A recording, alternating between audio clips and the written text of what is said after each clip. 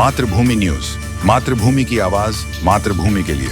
સુરતના સેન્ટ્રલ ઝોનના હોડી બંગલા વિસ્તારમાં 30 થી 35 વર્ષ જૂની ઇમારતનો ગેલેરીનો ભાગ તૂટી પડતા નાસભાગ મચી ગઈ હતી।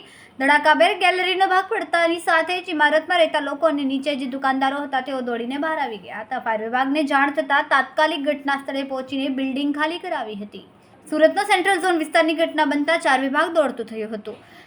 કોર્પોરેશનની થોડી જ આગળ જૂની ઇમારતનો ભાગ ધરાશાયી થયો હતો। લોકો ડરી ગયા હતા। ઘટના બની તે સમયે નીચે દુકાન હોવાના કારણે કેટલાક લોકો નીચે ઊભા હતા, જે પૈકી કાટમાળ નીચે એક વ્યક્તિ દબાઈ ગયો હતો। ફાયર વિભાગ આવે તે પહેલા સ્થાનિકો દ્વારા તાત્કાલિક કાટમાળને દૂર કરીને કાટમાળ દબાયેલા વ્યક્તિને હોસ્પિટલે સારવાર માટે મોકલી દેવાયો હતો। જૂની ઇમારત હોવાના કારણે લોકો અન્ય ભાગ પર ધરાશે તેવા ડરે નીચે આવી ગયા હતા। सब फायर ऑफिसर बलवंत सिंह।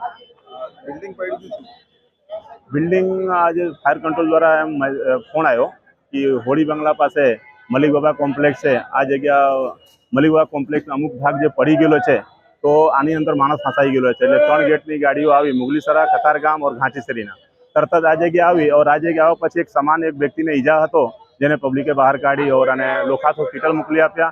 બિલ્ડિંગમાં બધા માણસો 45 થી 50 માણસો હતા, જેને તરત જ આપણે ઉપર ચડી और પાછળના ભાગે જે દાદર હતા અને નીચે ઉતારી દીધા।